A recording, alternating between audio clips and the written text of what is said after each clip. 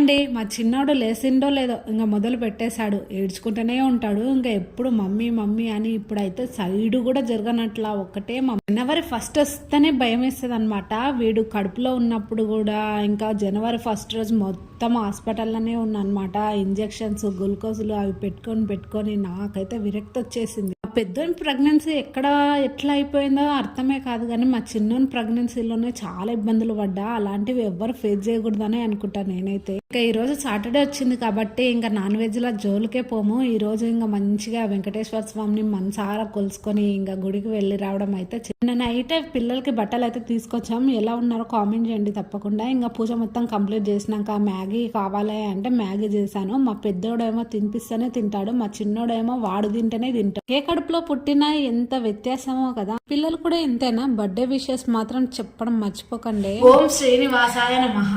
Bye అండి.